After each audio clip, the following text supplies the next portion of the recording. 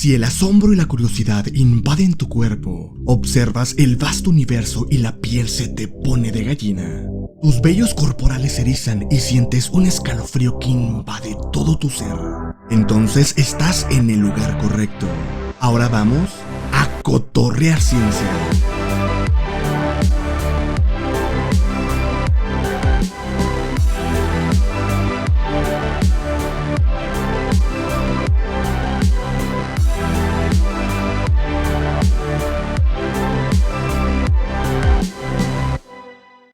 Hola a todos y todas, bienvenidos y bienvenidas a su podcast favorito, Cotorreando Ciencia. El día de hoy tenemos un invitado bastante inteligente y fue nuestro profesor de óptica, tanto de Juan Diego y para mí, y también fue mi profesor de electromagnetismo. Sí. Entonces aquí tenemos al doctor Isaac. Muchas gracias. ¿Usted qué estudia? Mi área de estudio es la gravitación. Concretamente, algunas cuestiones de relatividad general, algunas cuestiones de gravedad, como formulaciones alternativas de gravedad, por así decirlo, que pues en cierta forma pueden explicar alternativamente cosas como materia oscura, energía oscura. También trabajo con algunos aspectos de termodinámica de agujeros negros y otras cosas. Recientemente estoy incursionando en otra área que se llama geometrotermodinámica, que es muy interesante también, que básicamente es como una geometrización de la termodinámica y cosas así. Entonces está bastante interesante. Esa es mi área, básicamente. Potente. Y bueno, el doctor es egresado de la Universidad Autónoma de Zacatecas, licenciatura y maestría también, sí. ¿Y doctorado? El doctorado lo hice en la Universidad de Guanajuato. División de Ciencias Ingenierías. Y actualmente está realizando un postdoc, ¿verdad? Sí. Aquí en la Universidad Autónoma de Zacatecas. Sí, claro, es correcto. Bien. Entonces, pues bueno, aquí se encuentra mi compañero. Servidor, Juan Diego de la Cruz Norato. Y yo soy Emanuel Muñoz, acá conocido como Stigmat. Tío Stigmat. Entonces, pues bueno, vamos a comenzar. Primero, las preguntas que ustedes nos mandaron van a ser respondidas por nosotros, por el doctor Isaac. No se pasan de lanza. A ver, unifícalas en vivo. La primera pregunta, la pregunta, para que no redundancia, dice Cecilia Alfaro y ella nos pone: please, explíqueme la regla de 1 más 2 más 3 más 4 más 5 más 6. Creo que es la que Gauss descubrió cuando estaba pequeño, ¿no? Sí, es la leyenda, la leyenda de Gauss niño, que desde muy chiquito pues él demostró su genialidad. Cuando su maestro les dijo para no hacer nada, o sea, típico de los maestros que no quieren dar clases. Qué raro. Que pues dijo, me voy a aprovechar de los niños para no hacer nada, entonces los puso a sumar hasta 100. Entonces, pues todos los niños estaban sumando 1 más 2 más 3, que obviamente si lo haces de esa manera, pues te va a llevar mucho tiempo, ¿no? Puedes por ahí a lo mejor cometer un error, te tienes que regresar otra vez. Bueno, al final de cuentas Gauss, al ser un prodigio de las matemáticas, pues él descubrió esta regla, y básicamente pues lo que él hizo fue no irse, digamos, por la fuerza bruta de estar sumando, sino que él fue más allá y él lo pensó de la siguiente manera. O sea, por ejemplo, en el caso en el que sumas hasta 100, entonces tienes 1 más 2 más 3 más 4 más hasta 100. Entonces Gauss lo que hizo fue poner la misma suma 2 veces, o sea, la duplicó, pero él la acomodó de forma conveniente poniendo la suma de abajo al revés. Entonces él tenía 1 más 2 más 3 hasta 100, pero la de abajo tenía 100 más 99 más 98, etc. Entonces tienes 2 veces la misma suma, pero acomodada de diferente forma.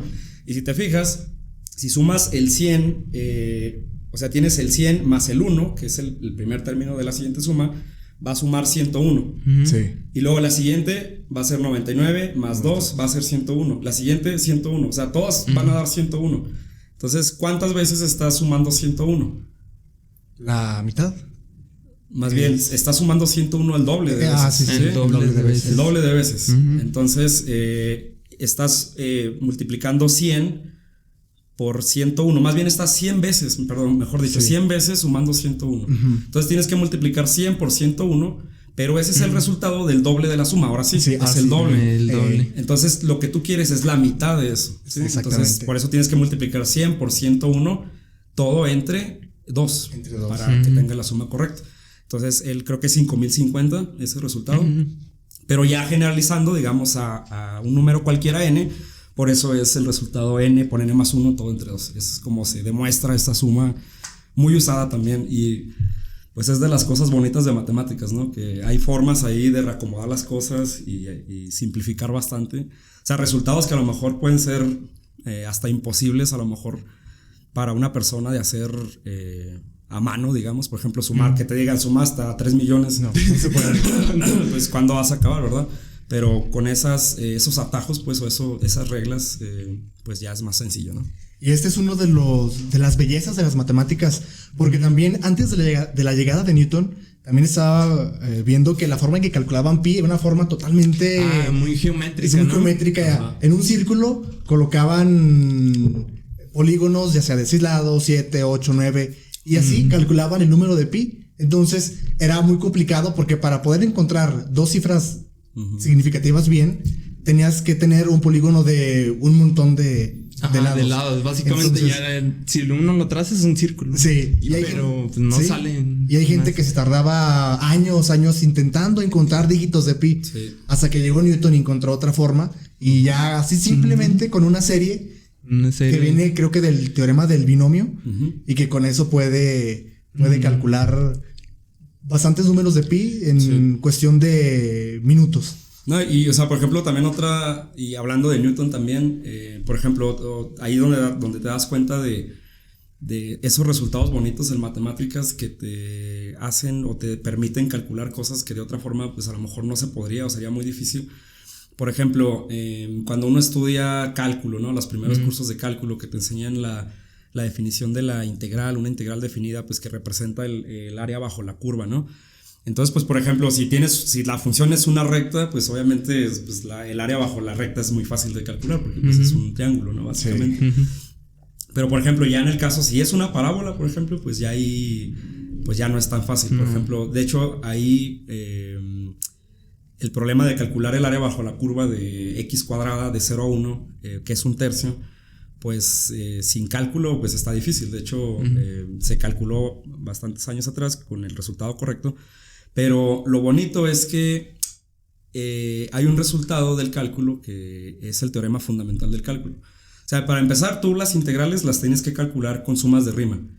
Que las sumas de Riemann no son fáciles de hacer. No, es muy impráctico, la verdad. Sí, para polinomios es complicado ahora. Sí, exactamente. O sea, es muy difícil. O sea, imagínate tener que calcular sumas de Riemann para funciones, no sé, exponenciales, senos, cosenos. O sea, la verdad yo creo que sería muy complicado.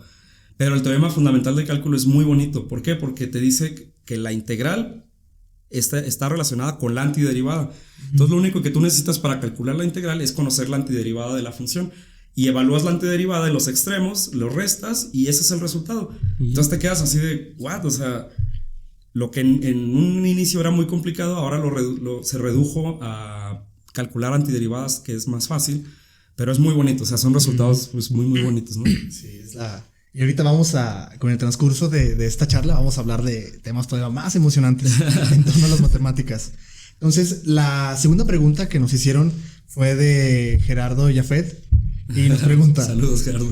Saludos. Nos pregunta, ¿cuándo se van a unificar? Bueno. Sí, para ponerles en contexto. ¿Quiénes? Nosotros, no sé. Así, ¿verdad? No, es que hay un chistorete que tienen ahí en redes sociales los físicos que es de la cuántica, la física cuántica y la relatividad son incompatibles hasta el momento, ¿no? Sí. En algunas secciones, pues, por ejemplo, en la ecuación que platicábamos hace rato, que es la de la entropía del agujero negro, pues ahí mete cuántica y relatividad y es una de las pocas ecuaciones que han convergido como ahí entrelazarse, ¿no? Entonces ese es uno de los primeros propósitos de la física teórica, ¿no? Juntar esas dos teorías. Pero pues actualmente todavía no se tiene algo como ese y ese es el chiste, el meme de las redes sociales, ya se unificaron a uno. Aún no se unifican. De hecho, creo que alguien de la escuela ya las unificó. Yo. ¿Tú viste? Que puse. Sí, puso. Unión B es igual a la cuántica, la relatividad. Entonces ya están unificadas. Sí, con matemáticas de prepa. Sí, exacto. Eso esa pregunta ya está descartada. Y la tercera pregunta nos la dice desde Facebook Mayra Andrea Martínez y pregunta: ¿cuál es tu ecuación favorita o fórmula y por qué? Primero queremos preguntarle al doctor Isaac. ¿Cuál es su ecuación favorita o fórmula? Bueno, es una pregunta difícil porque pues la matemática está llena de no solo fórmulas ni ecuaciones, está llena de teoremas. O sea, en general, por ejemplo, el que hablamos ahorita del teorema fundamental del cálculo, ya lo dije, me parece sumamente bonito. Y así hay bastantes, ¿no? O sea, escoger realmente pues una de todas es difícil, pero yo siempre he sido muy fan de ciertas cuestiones en la naturaleza que son muy elegantes. Por ejemplo, esta cuestión de que la naturaleza parece ser que minimiza cosas, ¿no? O sea, los procesos en la naturaleza tienden a ser, por ejemplo, de mínima energía. Entonces, en mecánica clásica, bueno, no, es lo que quiero decir más tarde, no solamente en mecánica clásica, pero bueno, cuando uno empieza a ver, es en mecánica clásica, cuando encuentras una forma alternativa de encontrar las ecuaciones de movimiento de un sistema. O sea, y eso está muy bonito porque, por ejemplo, tú no sabes, imagínate que no sabes las ecuaciones de Newton, no sabes nada, ¿no? No sabes, no cuentas con esas ecuaciones diferenciales que te permiten conocer la evolución del sistema, ¿no? Entonces tú, por ejemplo, tienes un sistema en un punto inicial y tienes un punto final. Y tú te preguntas, ¿cuál de las trayectorias posibles, que son infinitas, va a tomar el sistema para ir de un punto a otro? Pues es una pregunta que en principio pues, no tendría respuesta porque pues, todas podrían ser posibles, ¿no? Sin embargo, resulta de que hay una cantidad que se llama la acción que uno construye. Bueno, esas son cosas más técnicas con una cosa que se llama el lagrangiano, bla, bla, bueno, haces una integral en el tiempo de lagrangiano y resulta que la trayectoria que la partícula toma para ir o el sistema de ir de un punto a otro es aquella que minimiza esa acción. Entonces todo eso se escribe formalmente en el principio de mínima acción o el principio de Hamilton, ¿no? Que la verdad, pues, digamos, a nivel de ecuación no es muy vistosa, no es así que tiene sí, que no letras y todo, no, de hecho, ¿no? Es muy sencillo, ajá. Incluso lo puedes establecer como delta S igual a 0, donde esa es la acción, la variación de la acción igual a 0 y ya, pero la profundidad física y matemática de eso a mí me parece increíble, ¿no? Es muy, muy bonita. Y no solamente se usa en mecánica clásica, porque eso se generaliza a teorías más complicadas, donde se puede usar el mismo principio y encontrar, pues, por ejemplo, cuáles son las ecuaciones de la teoría. En particular, por ejemplo, en relatividad general, la forma en la que Einstein dedujo sus ecuaciones, pues fue, digamos, jugando un poquito con una generalización de la mecánica newtoniana, por así decirlo, introduciendo estos objetos raros que se llaman tensores y bla, bla, bla, o sea, algo técnico, la verdad. Pero también se descubre casi a la par de que las mismas ecuaciones pueden ser obtenidas de un principio variacional, de una acción. Que no fue Einstein el que descubrió esto, fue un matemático prominente, David Hilbert. Que ahorita vamos a hablar de él porque es muy importante. Entonces él fue el que construyó, digamos, esta acción para usar el principio de mínima acción en relatividad. Y él ahora pues se usa bastante, ¿no? Y como les digo, o sea, muchas teorías en cuerdas, en teorías en electrodinámica, unas acciones, o sea, digamos que uno puede reformular todas las teorías que conoce en términos de acciones, ¿no? Y eso es muy bonito. De hecho, Hilbert, hay una frase graciosa de él. Hilbert decía que la física era muy importante como para dejársela a los físicos. Sí. Pero bueno. Y bueno, ahora sí, otra que digamos que a lo mejor sí es un poco más vistosa, es una función que a mí me gusta mucho porque es muy interesante, que se llama la función zeta de Riemann. Eso, bueno, tiene que ver con cosas de análisis complejo y bueno, son cosas complejas y complicadas. Pero básicamente hay una hipótesis que se llama la hipótesis de Riemann, que es uno de los problemas del milenio, de que el que la resuelva se gana $1 millón y bla, bla. Pero básicamente lo que dice esa hipótesis es que todos los ceros de la función de Riemann, la parte real, están en un medio. O sea, todas las ceros de la función de Riemann no triviales tienen un medio, porque hay ceros triviales, pero esos no cuentan. Entonces todos los ceros no triviales están en un medio y nadie ha podido demostrar que sí, ni tampoco que no, ¿no? O sea, y eso va a relacionar con algo que viene más adelante. Pero el chiste es que esa función es muy interesante porque, por ejemplo, tiene que ver con la distribución de los números primos, que es otra cosa bien interesante, pues, Porque pues uno puede jugar con una función que te diga el número de primos antes de cierto número. Por ejemplo, la función de contadora de primos, vamos a llamarle así. La función contadora de primos hasta 10, pues te dice cuántos primos hay hasta 10. ¿Cuántos son? 2. Ok. ¿Sí, no? Ese es el 3 y el 7. Ok, 2, ¿vale? Y así te vas. Entonces vas graficando esa función contadora de primos y pues tú la puedes ver como cualquier otra función, ¿no? Entonces tiene su curva. Bueno, resulta que hay aproximaciones para esa función contadora de primos. En particular hay una función que se llama el logaritmo integral que aproxima esa función contadora de primos hasta... O sea, lo hace bien. No excelente, pero lo hace bien. Bueno, pues resulta que Riemann... ¿por qué es tan importante saber o conocer bien los ceros de la función z de Riemann? Porque Riemann construyó otra función contadora de primos mejorada, digamos, con esteroides. El remix. Sí, que tiene que ver precisamente con los ceros de la función z de Riemann. Entonces, entre más ceros le metas de la función z de Riemann, la función se le pega a la función contadora de primos. O sea, entonces, se le ajusta. Okay. Entonces, digamos que es como una manera de que tú puedas conocer la distribución de primos completamente, ¿no? Lo cual, pues bueno, es interesante también. Entonces, para ti, ¿cuál es tu ecuación favorita, Diego? La ecuación del amor. La ecuación del amor. Que si te agarra la mano con la que te gusta ya van a estar enlazados, ¿verdad? De aquí a 10,000 kilómetros. A otra cuadra. Sí, y que por cierto esa ecuación creo que no describe el entrelazamiento cuántico. Nah. Creo que lo que hace es describe las antipartículas, ¿no? Predice la existencia pero bueno, es una ecuación para partículas con spin y cosas. Es como una ecuación de Schrödinger, por así decirlo, pero es relativista. Para spin un medio, ¿no? Y partículas con spin, exactamente. Es como la ecuación de Schrödinger Remix, ¿no? O sea, con esteroides. Sí, con esteroides. Entonces ya la última pregunta nos la dice Alexis, también desde Facebook. Saludos, Alexis. Quien seas. Dice, ¿las matemáticas realmente nos servirán para comunicarnos con civilizaciones inteligentes? Es buena pregunta. Bueno,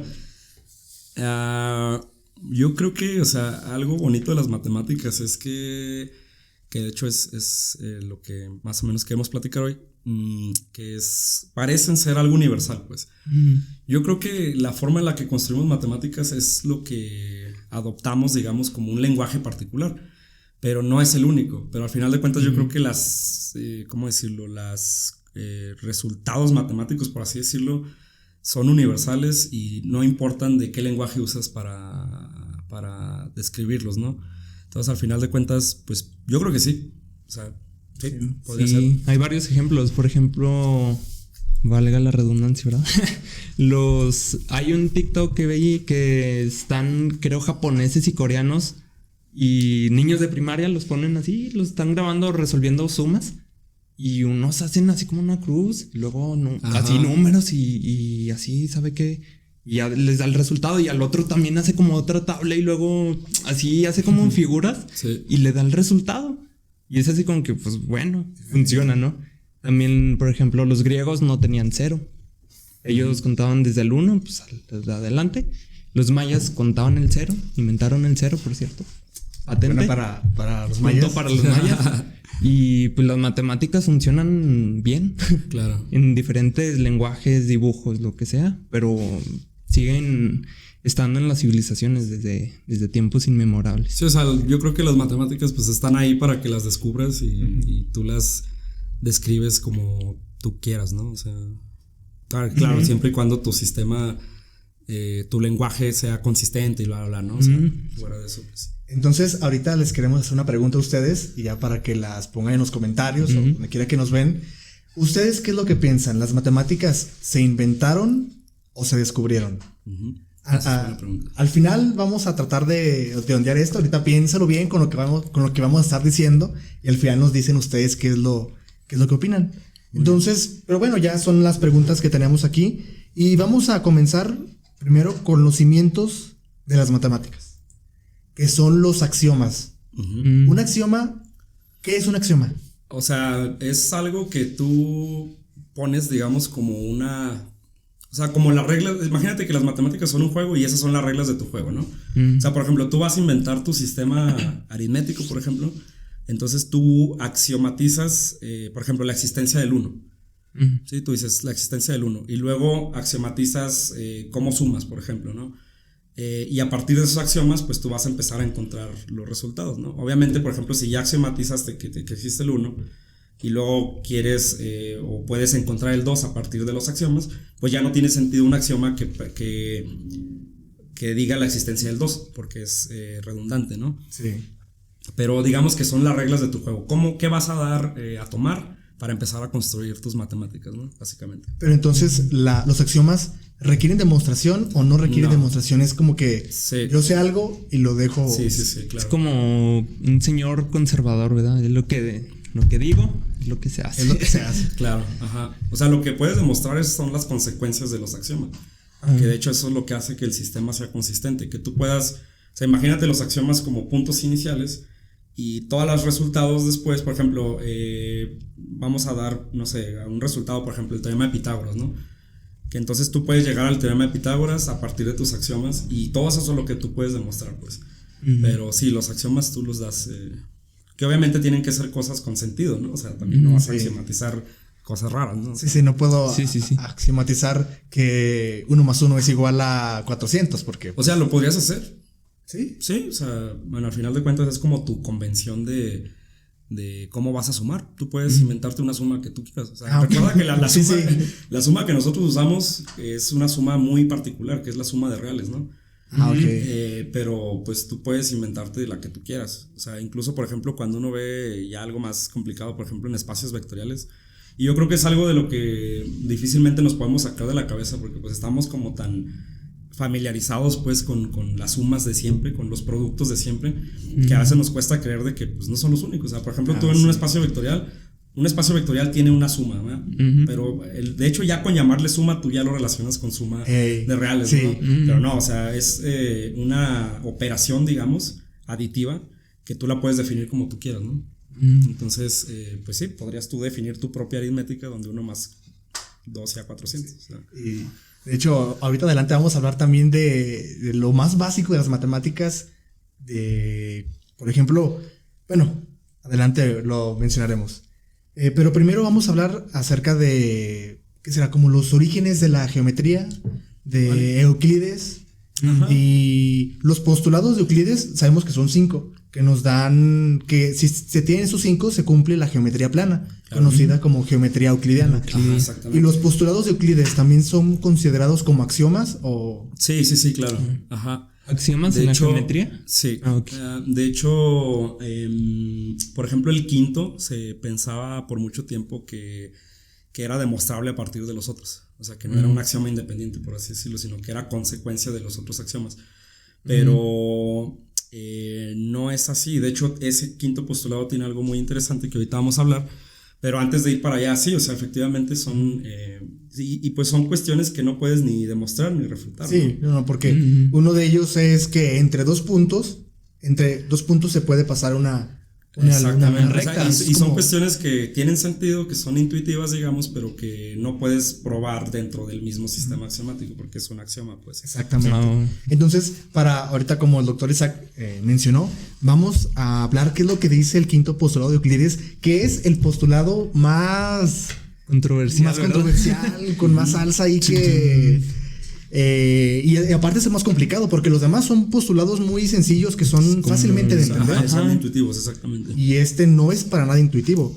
Y dice, si una recta intersecta a otras dos rectas de tal manera que la suma de los ángulos interiores del mismo lado es menor que dos ángulos rectos, entonces esas dos rectas prolongadas indefinidamente se encontrarán en ese mismo lado donde se encuentran los ángulos menores. Como que... Bueno, si lo dices así es como de... ¿qué? Es como que saco me trabo. Bueno, hay varias formas de ver ese postulado sin tantos ángulos y cosas así, ¿no? O sea, básicamente lo que te dice es como que las rectas paralelas nunca se juntan, ¿no? Sí. Tienen palabras más bonitas. Sí, ajá, exactamente. Entonces, bueno, hay algo interesante con los axiomas porque... o sea, los axiomas son cosas que igual lo que, digamos, la idea es que no los refutes, pues, que los des por hecho, ¿no? O sea, por eso son axiomas. Entonces tú te puedes quedar con la idea de ¿y por qué? O sea, bueno, los voy a dar por hecho y ahí me quedo y construyo todo mi sistema matemático con esos axiomas y todo bien. Pero, ¿y qué pasa si no? O sea, ¿qué pasa si yo, por ejemplo, digo que no se cumple, eso no es válido? Ajá, si eso no es cierto, pues. Y eso es lo que está bien interesante, pues, porque el hecho de negar ese axioma o de decir que no es cierto, da origen a otras geometrías más generales, que son geometrías euclidianas, pues. Y es el simple hecho de decir que no es cierto de que en todos los espacios, por así decirlo, las rectas nunca se juntan, pues. ¿Un ejemplo de ese tipo de geometría? Por ejemplo, sobre una esfera. Una esfera, pues, ya no es un espacio plano y ya no se cumple ese. Exacto. ¿Sí? ¿Por qué? Porque sobre espacios curvos, la geometría, pues, es no euclidiana. Las paralelas, por así decirlo, en una esfera son curvas que se llaman curvas geodésicas, que pueden imaginárselas pues como líneas, como gajos, por así decirlo, sobre la esfera. Entonces, al final de cuentas, pues es fácil ver de que dos geodésicas se van a juntar en un punto, ¿no? Sí. Ajá. Como con los mapas de la Tierra, ¿no? ¿Cómo se llama? Entonces, y de hecho, y ahí está interesante porque el hecho de que uno de los axiomas ya no sea cierto, pues da origen a que algunos de los resultados de la geometría euclidiana ya no se cumplan tampoco acá, en una geometría no euclidiana, porque los resultados de la geometría euclidiana son basándose en los axiomas de la geometría euclidiana, en los postulados de Euclides. Por ejemplo, uno de ellos es que la suma de los ángulos internos de un triángulo tiene que ser 180. Pero eso ya no es cierto en una esfera. O sea, en una esfera tú tienes, digamos, un triángulo, ¿verdad? Y puedes ver fácilmente de que los ángulos internos de ese triángulo ya no van a sumar 180. Que son mayor, ¿no? Es mayor. De hecho, los ángulos internos del triángulo en una esfera son 90 grados y son 270.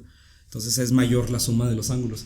De igual manera, sobre una superficie que tenga forma como hiperbólica, entonces pasa lo mismo, nada más que ahí los ángulos suman menos que 180. Entonces ya ese tipo de cosas de la geometría euclidiana ya no necesariamente son ciertos en la geometría no euclidiana, ¿no? Y todo eso nace precisamente de darte cuenta o de negar ese postulado, ¿no? De que decir, no, eso no se vale siempre, y de repente te das cuenta de que ya abriste otro mar, otro mundo, otras matemáticas. Sí, exactamente, o sea, diferentes, ¿no? Incluso esas matemáticas son en las que trabaja usted, ¿no? Sí, bueno, sí, yo trabajo en relatividad, pues obviamente usas geometrías riemannianas, geometrías euclidianas, y eso es, digamos, cada que se pueda voy a hacer énfasis en esta conexión física-matemáticas, ¿no? Porque, o sea, en principio lo que tú quieres en física pues es describir la interacción gravitacional. Entonces, pues si te pones a pensar, dices, ¿qué tiene que ver la geometría no euclidiana, geometría riemanniana con la gravedad? O sea, pero bueno, así es, o sea, la geometría riemanniana describe la interacción gravitacional como la curvatura precisamente del espacio-tiempo, ¿no? Entonces, lo que por un lado se estuvo trabajando como generalizaciones de la geometría euclidiana, de repente tiene una aplicación en la física. O sea, de repente lo agarras en la física y te está describiendo perfectamente lo que es la interacción gravitacional. Porque cabe mencionar que la teoría de la relatividad general es una de las teorías más, bueno, aparte de ser bonitas, es una de las teorías más comprobadas, o sea, que se sabe que están bien, ¿sí? Desde sus inicios se comprobó. O sea, por ejemplo, cuando Einstein pues presentó la teoría, pues obviamente es normal que en el momento, por la forma en la que relatividad general estaba presentada, pues era matemáticas que a lo mejor pues no se entendían bien. Imagínate, tú ves toda la cochinada de contensores y todo, y dices, bueno, ¿y eso qué? De hecho se le criticó porque decían, oye, es que esas son puras matemáticas, o sea, eso no es física, ¿no? Eso no estás describiendo nada. Y aparte de que iba en contra del sentido común. Sí, claro. Sí. Ajá, exactamente. Y agregarle otra dimensión, ¿no? Que es la 4. Sí, exactamente, todavía sí, tienes espacio-tiempo, o sea, era algo muy diferente a lo que en un momento pues se tenía, ¿no? Y de hecho hay un astrónomo, un físico muy, muy importante también, que era Arthur Eddington, que él, bueno, cuenta la leyenda de que a él lo hicieron aprender relatividad, lo hicieron trabajar con relatividad, no para comprobar que estaba bien, para comprobar o para desmentir, o sea, para decir que está mal, básicamente. O sea, tu misión es comprobar que la relatividad de Einstein está mal. Y esa era su misión, digamos. Entonces, de hecho, Eddington era, en su momento, pues fue de las personas que más sabía relatividad, o sea, y eran pocas, ¿no? De hecho, creo que en una entrevista le preguntaron, Eddington, ¿es cierto que en el mundo solamente hay 3 personas que saben relatividad? Y él dice, sí, ¿y quién es el tercero? ¿No? O sea, como diciendo, somos Einstein, yo, ¿y quién más? Otra persona.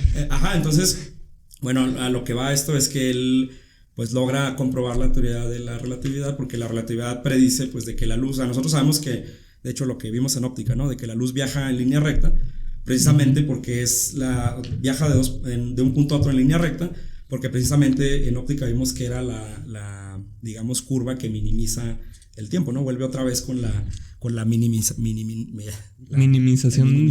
Ajá. Pero en espacios curvos eso ya no es verdad. O sea, en espacios curvos la luz ya no viaja, viaja en la línea recta de ese espacio curvo, que son las geodésicas. Entonces, lo que curva el espacio-tiempo, pues es la materia. Entonces, por ejemplo, en el Sol, un experimento, digamos, fácil de plantear, es que el Sol, al ser muy masivo, curva el espacio-tiempo, entonces la luz, cuando pasa alrededor de él, o cerca de él, pues va a tener una desviación porque ya no viaja recta, pues, ¿no? Porque lo que está curvando es el mismo espacio-tiempo, ¿no? Entonces la luz, digamos que se va a guiar por esa curvatura. Entonces tú debes de ser capaz de medir esa desviación de la luz. Entonces Eddington fue lo que midió, pues, básicamente. Que se esperó que hubiese un eclipse, ¿no? Un eclipse. Sí, tenía que haber un eclipse. Sí, de hecho batalló muchísimo tiempo, porque creo que cuando por fin ya se podía, se nubló. O sea, lo típico cuando uno va a ver algo en el cielo. Y ya hasta después creo que fue en Sudáfrica, no sé, por ahí, que ya pudo comprobar y fue la primera prueba exitosa de la relatividad y fue lo que le mandó a Einstein el boom, ¿no? Lo que lo hizo Rockstar, pues, en física, básicamente. Estaba como el meme de Tom y Jerry que dispara así, lo quiere negar y se le regresa, ¿verdad? Sí, bueno, pero al final de cuentas, pues Eddington también es de los más respetables y importantes, pues, en estas cosas, ¿no? Y luego, porque además tengo entendido que cuando se quiso probar, estaba la Primera Guerra Mundial y que hubo un show ahí complicado de política, que los agarraron y que economía también. Sí. Y bueno, ya recientemente, hace poco, fue otra prueba ya más sofisticada, que fue la de ondas gravitacionales, que también son predichas por la relatividad general. O sea, así como las ecuaciones de Maxwell predijeron las ondas electromagnéticas, la relatividad general predice las ondas gravitacionales. El problema, de hecho Einstein él mismo lo descubrió, solamente que él pensaba que eran cosas que nunca jamás iban a poder observar, dada la dificultad técnica, pues, de hacerlo, porque digamos que son cosas muy muy pequeñitas, o sea, que hay que medir con mucha precisión. Entonces él dijo, pues esto nunca se va a medir, y se logró, ¿no? Hace 2015 creo que fue la primera 2015. vez. Y con una parada, o sea, la verdad que la tecnología detrás de ese interferómetro, de todo lo que hay detrás de análisis de datos, de teóricos, de todo, o sea, es impresionante, la verdad. Son de los logros que sí te quedas así como de wow, o sea, maravillas, pues. Entonces, bueno, referente a otra vez volviéndonos a las matemáticas como tal, las matemáticas, como lo mencionamos anteriormente, se basan o parten de ciertos axiomas que nos dan, que con los axiomas, trabajando los axiomas, podemos llegar a todos los teoremas que conocemos en matemáticas, como he mencionado, Sí, doctor, en principio, sí. que es el teorema de Pitágoras, o la geometría riemanniana, o todo lo que, pero todo parte acerca de unos teoremas. Claro. Perdón, de unos axiomas. Entonces, ahí sería una pregunta. Si parte de axiomas que en principio no están demostrados, que aparentemente son obvios, pero que no sabíamos que pudiesen ser diferentes, ¿usted cree que esos axiomas igual y con el paso del tiempo dijeran, ¿y qué crees? Al final de cuentas resulta que entre dos puntos no pasa una recta y resulta que hay algo extraño ahí. ¿Usted cree que puede llegar a eso o cree que ya está totalmente zanjado ese? De hecho, bueno, es gracioso porque eso tiene que ver con precisamente, bueno, creo yo, ¿no? La verdad, son cosas que sí son muy complicadas y uno como físico, pues a veces sí está muy corto en cosas matemáticas, ¿no? O sea, hay que ser sinceros. Pero Eso creo yo que tiene que ver con lo del teorema de Gödel. De que no sé si quieren hablar más tarde de eso. Sí, ahorita sí. Pero bueno, lo mencionamos. Básicamente mientras tú tengas un sistema que sea consistente, pues tú puedes decir, ok, o sea, está bien porque funciona, ¿no? Ahora, el hecho de que pueda haber contradicciones, de que te digan que algo está mal, puede ser, pero nunca puedes saberlo. Eso es lo que dice un teorema de Gödel. O sea, no puedes saberlo. Y en simple aritmética básica, ¿no? Claro. Simple aritmética. Porque, por ejemplo, en la investigación que estuvimos haciendo antes de llegar aquí, tenemos una conjetura que es la conjetura de los números primos gemelos. Ajá. Y esta conjetura, bueno, para poder empezar, tenemos que saber qué es un número primo gemelo. Y los números primos gemelos son aquellos números primos que únicamente están separados por un número. Por ejemplo, el 5 y el 7. Entre el 5 y el 7 está el 6. Entre el 11 y el 13 es el 12. El 17 y el 19 también son números primos. Y entre el 17 y el 19 se encuentra el número 18. El 29 y el 31 se encuentra el 30. El 41 y el 43 se encuentra el 40. Y así pudiésemos ir. Pero si se fijan en lo que vamos viendo, cada vez se encuentran menos. Pero y cada vez, mientras más se vaya acercando al infinito, mientras más se vaya yendo más lejos allá, siguen existiendo. Entonces, una de esas la conjetura nos dice que hay infinitos números primos gemelos, pero es algo que hasta ahorita no se sabe y no se ha sí, o sea, y es una de las tantas. Por ejemplo, hay otra parecida, bueno, no es parecida, pero tiene que ver con números primos que se llama la conjetura de Goldbach. Lo que te dice la conjetura de Goldbach es que todo par mayor que 2 puede ser escrito como la suma de dos primos. Y lo puedes ir viendo, o sea, te agarras, por ejemplo, el 4, 3 más 1, luego te agarras el 8, 5, bla, bla, bla, ¿no? Y vas viendo que sí, o sea, lo único que puedes hacer con ese tipo de cosas es comprobar hasta, lo puedes hacer incluso con una computadora muy potente, ¿no? Te agarras hasta un par que sea muy, muy grande, ¿no? Miles de millones, y ves que es la suma de dos primos. Pero eso no significa demostrar, o sea, matemáticamente no significa demostrar, significa comprobar que funciona hasta cierto valor. Pero ahí no puedes usar que si se vale para esta, pues ya fregué y se vale para después, ¿no? Y es cierto, ¿no? O sea, son cosas que pues no se han demostrado. Por ejemplo, esa conjetura de Goldbach no se ha demostrado. Y que posiblemente no se demuestre. Posiblemente no, porque dentro de la misma incompletitud de Gödel dice que siempre vas a tener afirmaciones, bueno, que no vas a poder ni refutar, pero tampoco vas a poder comprobar que son ciertas. Entonces ahí es una de las cosas interesantes, porque, por ejemplo, pues muchos de los problemas importantes, como por ejemplo, el de Goldbach, o la hipótesis de Riemann, que ahorita hablamos un poquito de eso, otra hipótesis que está muy interesante, ahorita si quieren también platicamos de eso, que se llama la hipótesis del continuo. Por favor. También son cosas que pues a lo mejor ni se van a poder demostrar, quién sabe, ¿no? Quién sabe. De hecho, hasta ahorita, de los únicos problemas así importantes, de esos problemas del milenio en matemáticas, ya se resolvió, que es la conjetura de Poincaré. Que básicamente lo que te dice es, por ejemplo, en matemáticas pues hay un área muy bonita que se llama la topología, que te dice que, por ejemplo, imagínate en un círculo, ¿sí? Un círculo es topológicamente equivalente a un cuadro, ¿sí? ¿Por qué? Porque tú puedes ir del círculo al cuadro deformando el círculo, y al revés, puedes ir del cuadro al círculo deformando el cuadro. Y no solo eso, puedes ir del triángulo, por ejemplo, también puedes deformarlo o sea, en topología digamos que los espacios topológicos son equivalentes. Pero si lo quieren visualizar, pues por ejemplo un círculo es bla bla bla. O sea, ahora si vas a una dimensión más, pues entonces tienes una esfera que es topológicamente equivalente a un cubo, por ejemplo, ¿no? Y así te vas, ¿no? Entonces la conjetura de Poincaré es que básicamente todas los espacios que sean como tipo esfera, que no tengan porque otra cosa es importante, por ejemplo, esta cosa no puede ser topológicamente equivalente a una esfera, porque tiene un hoyo. Sí. Entonces la única regla que tú tienes cuando deformas es que no rompas y que no agujeres. Son transformaciones continuas, pues, ¿ok? De hecho se llaman homeomorfismos, pero bueno, esas son cosas más complicadas. Pero esta, por ejemplo, no es topológicamente equivalente a una esfera. Es topológicamente equivalente a algo que tenga un hoyo, porque el hoyo es una propiedad topológica, por así decirlo. ¿Puede ser como a una dona? A una dona, a un toroide. Un toroide. Sí, un toro. Sí. Entonces, esto es topológicamente equivalente a un toroide. Pero la conjetura de Poincaré lo que dice es que todos los espacios que no tengan hoyos, que sean compactos y bla, bla, bla, son topológicamente equivalentes a esferas. Muy bien. ¿Sí? Y para una dimensión, pues dices, sí, es obvio. Para 2 dices, a lo mejor sí. Pero para 6, para 7, sí, más, en general, para n dimensiones, no. Entonces, pues solamente se logró comprobar para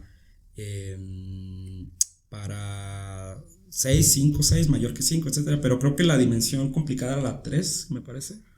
Creo que sí. Y ese ha sido el único problema que se ha resuelto. Y lo resolvió un ruso, ¿no? Lo resolvió Perelman, exactamente. Y es una anécdota interesante también porque Perelman estaba escribiendo unos artículos sobre cosas así bien complicadas, que flujos de Ricci y no sé qué. Entonces él hizo su artículo así bien complicado, como de 50 páginas. Y hasta el final, así como de, por cierto, ya demostré la conjetura de Poincaré. Así, o sea, así a ese nivel, ¿no? Pero el problema con ese artículo es que estaba muy difícil de leer, no se entendía porque omitía muchos pasos. Entonces luego le dijeron, oye, ¿sabes qué? Explícanos qué hiciste y bla, bla, ¿no? Entonces él va a las universidades y les explica y la gente dice, no, sí, cierto, ¿no? Se convence bueno, queda aceptada la demostración. El problema es que Perelman, él no quiso ni $1 millón por resolver el problema, ni la medalla Fields, que fue, pues es la medalla premio mayor en como el equivalente al Nobel, ¿no? Entonces él dijo, yo no quiero nada, y de hecho hasta se retiró de las matemáticas. Rechazar $1 millón está duro. Pero bueno, eso te demuestra pues de que para él pues lo importante, él decía, si ya se resolvió el problema, ya, ¿qué más quieren? O sea, eso es lo importante, que se resolvió. Entonces, bueno, ahorita hablamos de un tema, el doctor Isaac mencionó un poquito acerca de Gödel. Sí. Pero, ¿quién es esa persona y cuál fue la importancia de él y cómo surgió? Bueno, voy a hablarles un poquito referente a la historia de cómo fue que Gödel llegó y puso dijo, no, pues la matemática no está completa. Entonces, para eso tenemos que movernos al año de 1874 con el matemático alemán Georg Cantor. Él publicó la teoría de los conjuntos. Cantor estaba estudiando a los conjuntos, su teoría, y estaba estudiando también el tamaño de los conjuntos. Por ejemplo, sabemos que números, naturales, del 1 hasta el infinito, pues son infinitos números. Sí. Pero también existe otro infinito que sería los números reales entre el 0 y el 1. Claro. Entonces, ¿cuál infinito es más grande de ellos dos? Entonces, Cantor empezó ahí a trabajar con los... Sí, o sea, básicamente demostró que hay infinitos más grandes que otros, ¿no? Que son los números los cardinales transfinitos, pues. Entonces, como dijo el doctor Isaac, él dijo que hay infinitos más grandes que otros. Y para eso había también un problema, un tipo de paradoja. Y se los voy a leer, dice: partiremos del conjunto R de todos los conjuntos que no se contienen a sí mismos. Otra vez, partiremos del conjunto R de todos los conjuntos que no se contienen a sí mismos. Si R no se contiene a sí mismo, entonces R debería contenerse a sí mismo. Pero si R se contiene a sí mismo, entonces, por definición, R no debería contenerse a sí mismo. Y si R se contiene a sí mismo, entonces sería: R se contiene a sí mismo, sí y solo sí no se contiene a sí mismo. Y había un problema con lo que acaba de comentar ahorita el doctor Isaac, de una persona que se conoce como Henri Poincaré. Henri Poincaré era una persona que él no quería lo que decía Cantor, él estaba en contra. Pues el de la conjetura de Poincaré. De la conjetura de Poincaré. Él estaba en contra, decía, no, pues es que nos están como metiéndoles ideas a los nuevos matemáticos y que con el paso del tiempo los futuros matemáticos se iban a dar cuenta de que la teoría de los conjuntos era la peor aberración que había existido. Entonces se dividieron en dos bandos. De un lado se hallaban los intuicionistas, quienes creían que el trabajo de Cantor no tenía ningún sentido y estaban convencidos de que la matemática era una creación puramente de la mente humana, siendo Henri Poincaré de los mayores exponentes de esa vertiente. Y del otro lado se hallaban los formalistas, quienes pensaban que las matemáticas podían ser colocadas sobre cimientos lógicos y seguros, a través de la teoría de los conjuntos. El que encabezaba este bando era el matemático alemán David Hilbert, el que comentamos de que dijo que la física sí, era muy importante para dejarse sí, y que dato interesante, estuvo a nada de ganarle a Einstein en demostrar, creo que su última ecuación, ¿no?, de la relatividad. Pues fue lo que les dije, de que él encontró la forma alternativa de obtener las ecuaciones con un principio variacional. No.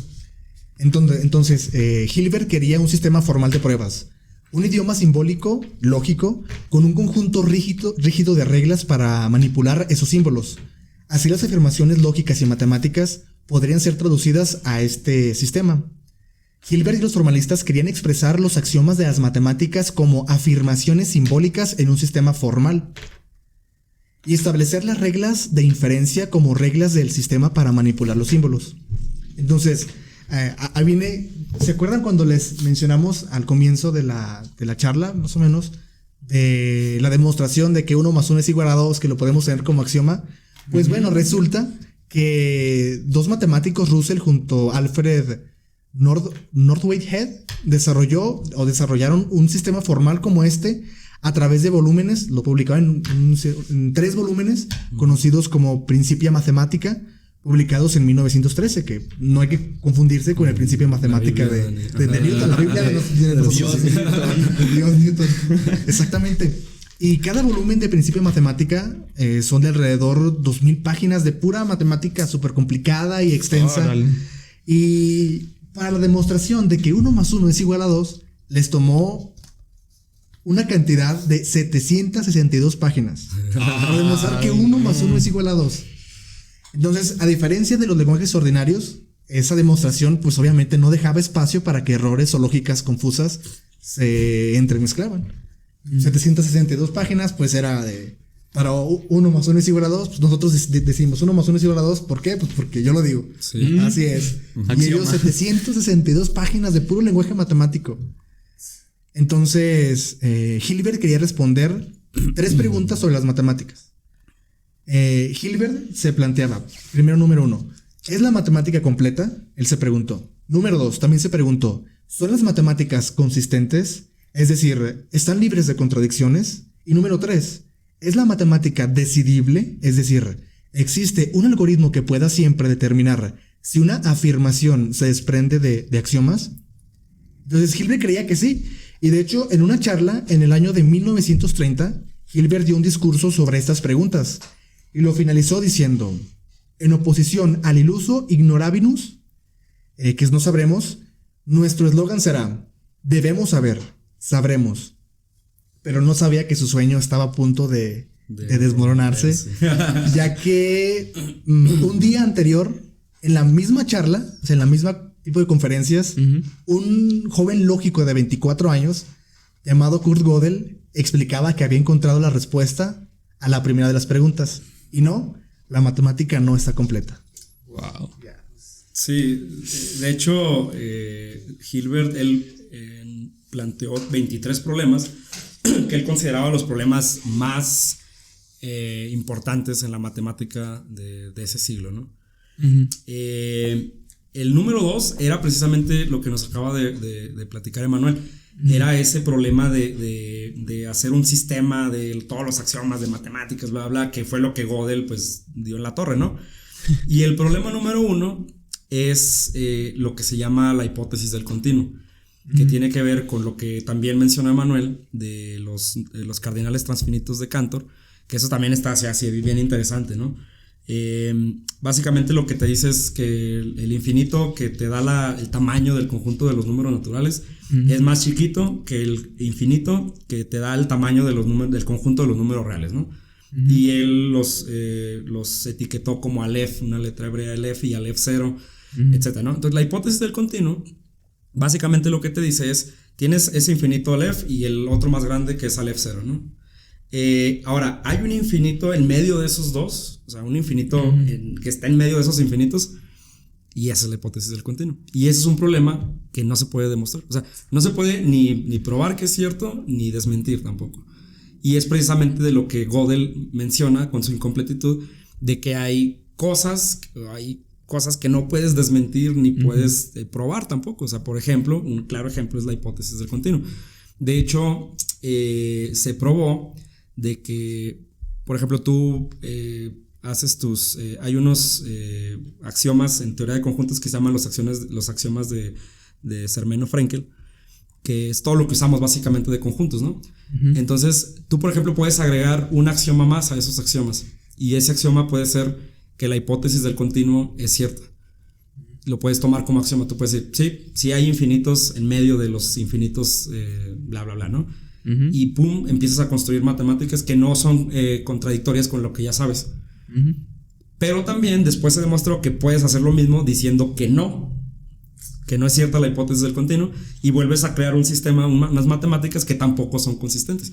Entonces, asumir que sí son consistentes, que es cierto, y asumir que no es cierto da origen a diferentes matemáticas que no son, que son consistentes, que no son contradictorias, mejor dicho, ¿no? Y eso está bien interesante, pues. Y lo segundo, pues eso fue el segundo problema de Hilbert, pues fue lo que Gödel... También creo que Gödel... porque primero comenzó a demostrar, bueno, con la charla un día antes de la conferencia que dio Hilbert, ya había zanjado que la matemática no estaba completa. Y meses después también pudo demostrar el siguiente punto, o el segundo, sí, el segundo, que son dos. Son las matemáticas consistentes. También con el segundo teorema de Gödel también dijo que las matemáticas no eran consistentes. Y ya el número 3, ese sí no lo hizo Gödel. Eso tengo entendido por lo que estoy investigando, que se dio cuenta un matemático que todos conocemos, porque salió en las películas, y el de... ¿Cuál? ¿Nash? El de el que creó la primera computadora. ¿Cómo se llama Turing. ese Turing? Alan Turing. Que porque la computadora, si la matemática era decidible, o sea, cuando uno podía poner a trabajar la computadora de Turing, uh-huh, es como una computadora, bueno, la máquina de Turing. Sí, la máquina de Turing, perdón. Podía terminar en algún punto, pero había como sucesos donde la máquina de Turing nunca terminaba, quedaba como en un bucle. Entonces, que con eso, cuando programas y ahí haces las mañas de que te sale y no, tarda días y sigue igual. Sí, la verdad que está muy interesante todo esto de por ejemplo, los resultados de Gödel, y todavía pensar que lo hizo a los 24 años es así como de... O sea, pero bueno, son genios, ¿no? La verdad.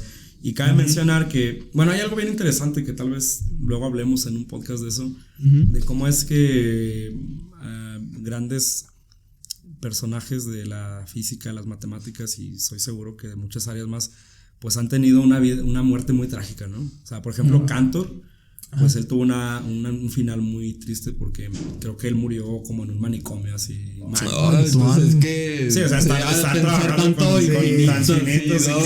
Sí. Y Gödel, me parece que también, de hecho, Gödel, él creo que se volvió así como muy paranoico. Entonces él, por ejemplo, no creía que lo querían matar. Entonces, por ejemplo, él no comía si su esposa no probaba antes la comida. Entonces, al final creo que el problema fue que su esposa falleció, creo. Y pues ya no había nadie quien probara su comida. Entonces ya no quiso comer. Y creo que lo encontraron muerto atrás de un refrigerador, ¿no? Algo así, o sea. Pero bueno, sí, es otra cosa, ¿no? Se hubiera inventado el axioma de la comida no está envenenada y sobre. Y por cierto, Gödel y Einstein pues fueron muy buenos amigos también. De hecho, hay una historia de que Gödel pues entendió muy bien la teoría de la relatividad. Entonces él fue capaz de encontrar una solución a las ecuaciones de campo de Einstein, que le regaló precisamente a Einstein en su cumpleaños. Entonces le dijo, te regalo una solución a tus ecuaciones de campo, ¿no? Y bueno, las soluciones en relatividad se conocen, puedes conocerlas como métricas o universos, incluso algunos así se les llama, y esa en concreto es algo que actualmente se llama el universo de Gödel. Entonces sí, fueron buenos amigos, pero... También hay otro matemático, el Galois. Sí, también. Se dio un tiro con un general del ejército. ¿Te imaginas? Un matemático que no sale de la biblioteca, se la pasa leyendo diario. Es un prodigio de las matemáticas. ¿A qué edad se murió? ¿Como a los 20? 19 años.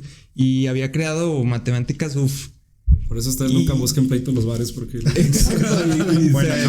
Con un general Y dicen las malas lenguas, que por cierto están bien informadas, que fue por una mujer, ¿no? Que sí, creo que sí, estaban peleando por una chica o algo así. Que él prefirió su honor y fue a pelear. Sí.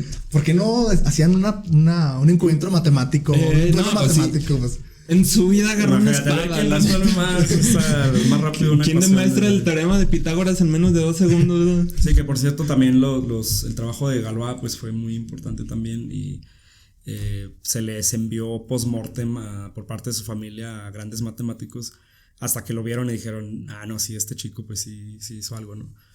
Y que por cierto creo que lo escribió la noche antes de eso sí no sé, pelear, la verdad, ¿no? No estoy seguro. Yo tampoco había tenía todo eso en la cabeza y que dijo, no, pues me van a matar. Bueno, sí. tiene sentido, sí.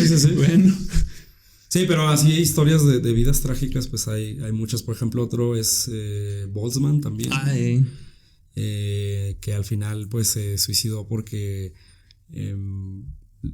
fue muy criticado su trabajo por lo novedoso que fue de la física estadística. Entonces como que él se convenció a sí mismo de que el trabajo de toda su vida pues no sirvió para nada. Entonces, y ese es algo, pues no voy a decir problema porque realmente no es problema, pero es algo que pasa en la ciencia, ¿no? O sea, tú te dedicas a algo y tienes que invertirle tiempo, un chorro de tiempo, o sea, pasan años y sigues resolviendo, o sea, pero es bonito porque pues en ese proceso pues vas descubriendo cosas, vas aprendiendo, pero sí o sea, la ciencia realmente es un camino duro de andar, o sea, y a veces pues no te salen las cosas, o sea, cuando te salen pues qué padre, ¿no? Pero hay veces que duras, no sé, un mes, 2 meses o hasta un año incluso años, sí. Con algo, ¿no? Con un cálculo, con algo, pero luego te pones y luego lo resuelves y eso es lo bonito, ¿no? Que vas obteniendo esas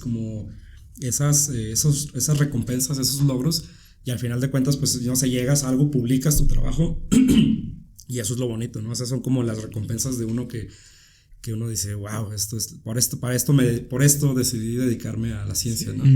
Pero pues sí, o sea, es un camino duro, pues, entonces yo creo que todos en algún punto hemos sentido la frustración de sentir, pues, que lo que estás haciendo a lo mejor no va para ningún lado, que alguien ya lo hizo, o que qué pasa si saca un resultado y no es relevante. O sea, y te agüitas, pues, o sea, te da para abajo y a veces hasta dices, no, ya mejor dejo eso, ¿no? Y Boltzmann, pues, lamentablemente, él dijo, no, pues, mi trabajo de toda la vida, o sea, no estamos hablando de un año ni de 2, de 20 años, más de 20 años, que de repente digas, no, pues, no sirve, sentido, ¿verdad? ¿no? O sea, esta interpretación estadística de la entropía no tiene sentido, ya, adiós. Y él se suicidó. Y de hecho, su tumba está muy bonita. Yo tuve la oportunidad de visitarla en Viena, en Austria, y él tiene o sea, en su tumba, en su lápida, tiene su entropía, ¿no? La entropía de Boltzmann, la de K logaritmo de omega. Sí. ¿Y quién diría que al final esa teoría, esos descubrimientos de Boltzmann, pues, hayan sido tan importantes en la historia de la física? Claro, o sea, pilar de la física estadística. Y él se murió pensando en que se equivocó. En que sí, que todo su trabajo de su vida no había sido en vano. Sí. Y hay varios ejemplos, ¿no? O sea, por ejemplo, Einstein que decía, ay, no, la cuántica no, fuchi, no me gusta y así. Y de que después de 100 años hay aplicaciones a esa teoría que él no creía ni nada. Entonces es como, pues bueno, pues ya se murió, ni modo, ¿verdad? Sí, pues es que yo creo que también, o sea, eventualmente... o sea, lo que pasa también con muchos científicos es que, digamos, nos casamos con ciertas ideas, pues, que cuando viene algo así muy revolucionario, pues sí, como que te saca de onda, ¿no? O sea, dices, fue lo que pasó con la cuántica. O sea, la cuántica es una teoría probabilística, no determinista, pues ese es el problema, ¿no? De que a Einstein, pues, fue precisamente lo que no le gustó. O sea, como que la probabilidad de encontrar al electrón alrededor del átomo, ¿no? O sea, no tenía sentido. Ajá, exactamente. Y por muy ambiguo que parezca, como dice Diego, pues actualmente es algo que pues tiene un chorro de aplicaciones, ¿no? O sea, pero es que también ahorita, hablando de matemáticas y mecánica cuántica, podemos ir a un punto muy particular de que todas las teorías, por ejemplo, la teoría de mínima acción, las teorías de Lagrange, de la mecánica clásica, del electromagnetismo, sabemos de que realmente con ver las ecuaciones sabemos qué es lo que va a pasar, podemos predecir, es determinista, como acabamos de decir. pero la mecánica cuántica rompe con esa idea. Y además, incluso, las demás teorías de la física no requieren ninguna interpretación. O sea, yo tengo ecuaciones exacto. y las pongo y yo sé qué va a pasar. Yo sé qué me dicen las ecuaciones. Es como empírico, ¿no? O sí, sea, es como... uno las pone a prueba, experimento y sabemos qué es lo que dicen. No es como que voy a interpretar qué dice la ecuación del oscilador armónico. No, se sabe ya de antemano. Sin embargo, eso no ocurre con la mecánica cuántica porque hay una interpretación que creo que es la interpretación de Copenhague, ¿no? La que se utiliza aquí. Pero es como lo acabamos de mencionar, es una interpretación. Claro. Igual y pudiese estar falsa, igual y pudiese ser real. ¿No? Y hay varias como la de los multiversos, ¿no? Que creo que suena también muy... Bueno, yo creo que eso ya son como pseudociencia. Sí, completamente. O sea, en la cuántica la ventaja que tienes, yo creo que por muy abstracto y raro que parezca que funciones de onda, que bueno, que luego, y eso es otra cosa también bonita, ¿no? De cómo las matemáticas van usándose cada vez más en la física. O sea, cuando nacen las ideas de lo que debería ser la física cuántica, pues en su momento lo que se tenía, digamos, la herramienta más poderosa para tratar de describir la física cuántica, pues era la mecánica clásica, porque la mecánica clásica ya tenía 300 años siendo la reina que explicó el movimiento de los planetas, o sea, que prácticamente era la teoría todopoderosa, y de repente te das cuenta de que no puedes, o que hay ciertas fallas con aplicar la física clásica a las ideas de la cuántica, que por cierto, o sea, es bonito también porque muchas aplicaciones, digamos, de la clásica a la cuántica funcionan, entre comillas. Por ejemplo, la descripción que Bohr dio del átomo, ¿no? O sea, que él prácticamente visualizó al átomo como un mini sistema solar con el electrón girando. Y es lo que les digo, o sea, no hay por qué culpar porque en ese momento lo clásico pues era lo que se sabía, pues. Entonces, ¿cómo vas a intentar describir el átomo? Pues como un electrón girando. Entonces él asumió que el electrón tenía movimiento circular alrededor del núcleo. ¿Cuál es el problema con esta idea del átomo? Pues que sabemos de electrodinámica que las cargas aceleradas radian. Y entonces el electrón, al estar acelerado, perdería energía en forma de radiación y eventualmente caería en espiral hacia el núcleo. Y ese era un problema. Entonces, ¿qué fue lo que Bohr hizo? Él se sacó de la manga pues un postulado, de hecho, ¿sí? Donde él dijo, no, es que hay ciertas órbitas permitidas solamente.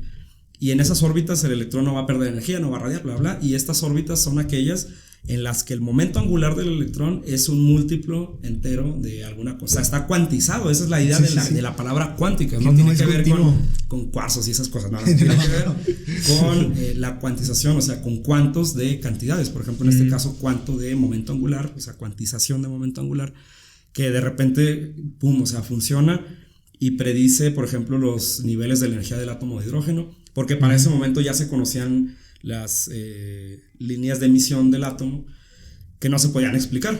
Y con la teoría de Bohr pues se explican bien. Después llega, por ejemplo, Sommerfeld, que fue otro físico prominente, y él mejora, digamos, el modelo de Bohr. Y bueno, y también todo a partir de ideas que nacen de la clásica, de cuantizar a partir de la clásica, pero bueno, sabemos que esa no es la manera, ¿no?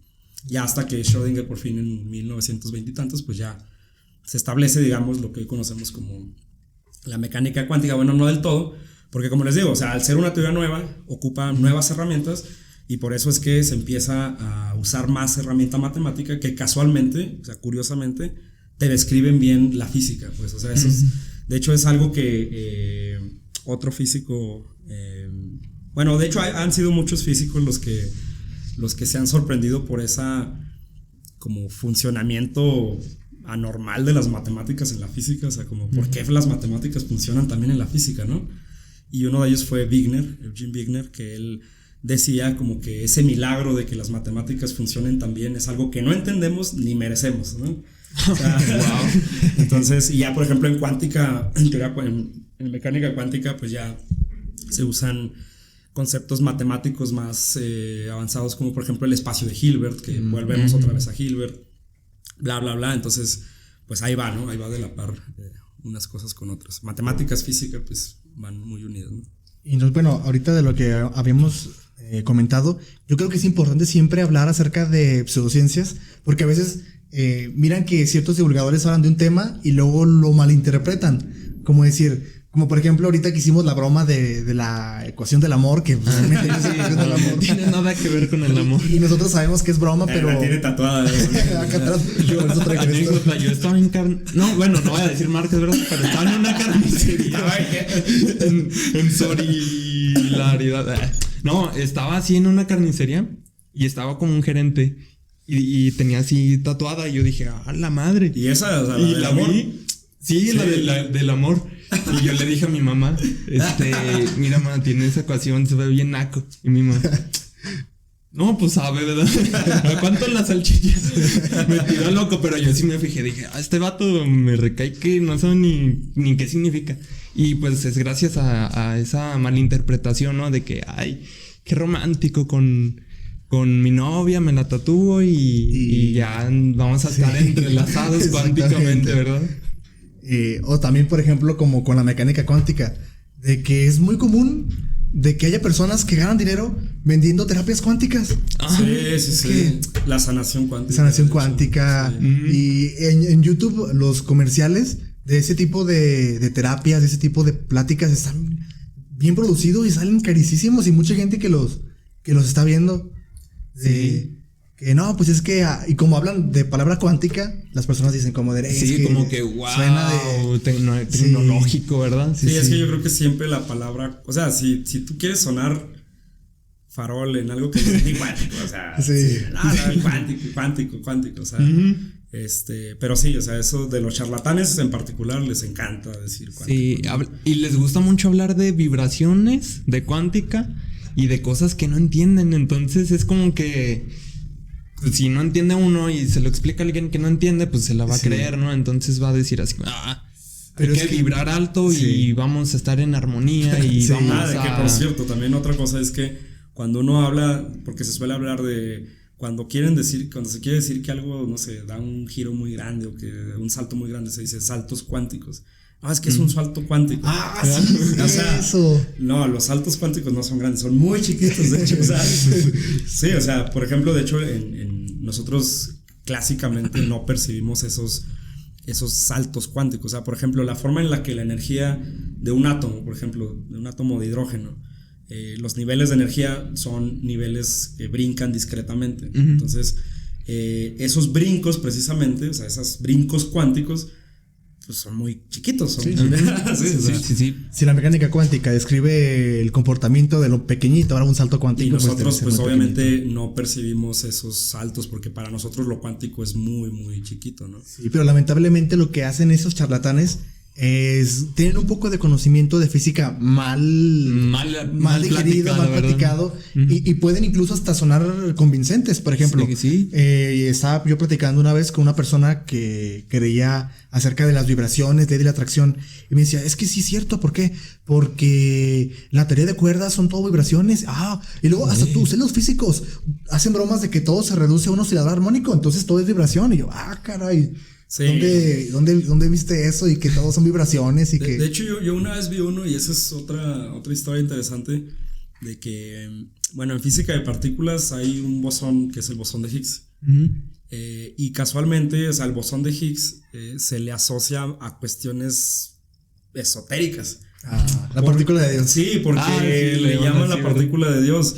Entonces, pues la gente es así como de, es que es de Dios, ha de ser mística, divina y demás, ¿no?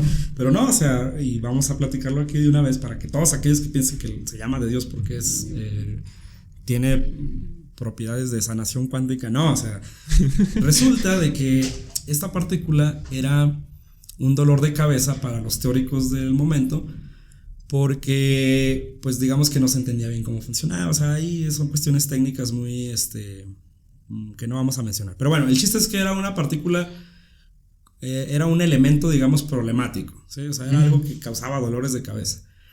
Debido a esto, se le empezó a llamar The Goddamn Particle, o sea, maldita partícula, porque pues, me tienes harta, ¿no? O sea, Goddamn Particle.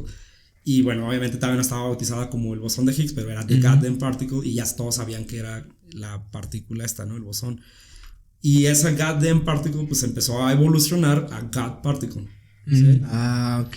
Pero nace de Goddamn Particle, o sea, no nace de que sea divina ni nada, sino nace de que era una maldita partícula. Y evolucionó a The God Particle, ¿no? O sea, pero no tiene nada que ver con que sea... O sea, es una partícula como cualquier otra que sí tiene propiedades muy interesantes. Y sí es responsable de muchas cosas importantes, pero no tiene nada que ver no es divina, ¿verdad? Con lo esotérico, ¿no? Sí. Porque también es muy común que digan, no, es que con el bosón de Higgs y todo eso puede incluso hasta atraer abundancia. ¿Por qué? Porque si la partícula del bosón de Higgs, que ya utilizan conceptos que pues más o menos lo entienden, pero mal, dicen, si es la partícula que le da más a las partículas, a las demás partículas, yo puedo entonces tener así dinero, puedo atraer abundancia, puedo atraer amor. Sí, pues, nada más. Uno aquí perdiendo el tiempo, ¿verdad? Y lo único que haces es engordar, güey. Agarras más masa. Y aplican la ley de Newton, ¿verdad? De gravitación universal para atraer más cuerpos, ¿verdad? Sí. Exacto. Bueno, pues estuvo muy interesante esta plática, charla. Muy amena. Muchas gracias. Muy importante de temas matemáticos que realmente a veces nosotros no comprendemos bien como los fundamentos de las matemáticas, e incluso hay, otra vez vuelvo a redundar a lo mismo, de que hay charlatanes incluso que dicen de que, entonces si las matemáticas no están completas, por lo que dice Gödel, entonces todo está mal. Sí, es muy común que digan eso. En Facebook siempre ando contestando gente que dice, no, es que los físicos no sirven para nada porque... Peleándose con señores. Sí, porque no existe. Los teoremas de incompletud de Gödel dicen que las matemáticas no están completas, entonces si las matemáticas no están completas, ¿cómo la física va a estar completa? Te estás mal, ya salte, por eso no tienen trabajo. Sí, bueno, eso sí es cierto, pero... Yo creo que andas acá proyectando, ¿verdad? Desde que en tu página te comentan así. Sí, ya te han atacado en tu página. Sí, terraplanistas, me atacan un montón. No manches, sí, neta. tengo muchos de que es que ¿cómo sabes que la Tierra es esférica? What? Yo pensé que era un mito urbano de Facebook que había terraplanistas, pero yo no sabía. Tengo un que montón, existen. me mandan mensajes en lo personalmente. De hecho, soy colaborador con la página de la Unidad Académica de Física. Y no sé por qué, pero uno de los videos los compartí en mi página y de Facebook, en la personal, y una persona fue y le comentó a la página de Facebook, es que así no es el Big Bang. El Big Bang soy una persona especialista en teología, física, matemáticas, lógica del nacimiento del universo. Y empecé a decir, no, es que no funciona así, el universo es tal. Entonces hay gente bien ondeada con esos temas. Y luego es que es gente que estudia sola. Yo me he fijado que son de los que, no, soy un rockstar, me salgo de la prepa y me agarro a estudiar solo. Se agarran un librito y ya.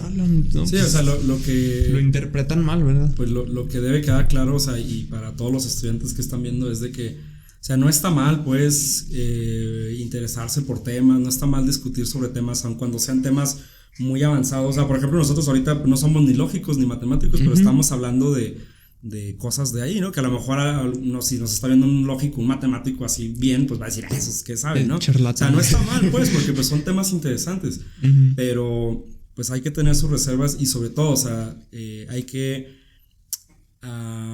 aprender, pues, bueno, más bien hay que aprender así tal cual las herramientas, digamos, básicas de cualquier área, ¿no? Por ejemplo, si nosotros estudiamos física, les digo, no está mal interesarse por cosas muy complicadas, pero hay que aprenderlo bien, o sea, hay que ir, por eso lo que nos enseñan a nosotros en la carrera pues son muchas matemáticas, precisamente por lo que estamos hablando. El universo, la naturaleza nos habla a través de un lenguaje que son las matemáticas, y solamente aprendiendo las matemáticas podemos entender la naturaleza, que es algo que Richard Feynman dijo. Entonces pues hay que aprenderlo, hay que estudiar mucho y hay que, pues no se desanimen, pues así son matemáticas, muchas matemáticas, pero como les digo, una vez que te das cuenta pues de esas como que de esos descubrimientos tan bonitos, de esa relación tan bonita entre física y matemáticas, pues la verdad que sí quedas como enamorado, ¿no? Y dices, wow. Sí. Y es de lo bonito que tiene esta carrera, pues ese tipo de cosas. Sí, bueno, pues muchísimas gracias, doctor, por aceptarnos esta entrevista. Gracias. Igual todos, si quieren otra vez que quieran saber más cosas, igual le pueden enviarnos mensajes y agarramos otra plática y sí, interesante. Pues le gusta a la gente, unos likes y lo invitamos de nuevo, ¿verdad? Personalmente a mí me encantó mucho esta plática. A mí también. Sí, los terraplanistas no me amenazan. Al rato un buen de mensajes privados. No, es que tú ni sabes ni. Neto charlatán. Sí. Bueno, a lo mejor lo que no saben es que los terraplanistas saben topología, entonces para ellos las esferas son. Sí. Esa es la respuesta. Bien ahí. Bien. Punto. Perdón, Punto para para el ellos. jaque mate. Bueno, muchas gracias a todos también por ver. Gracias. Nos vemos Gracias hasta- por invitarme también. a ustedes. Nos vemos a la próxima. Bye.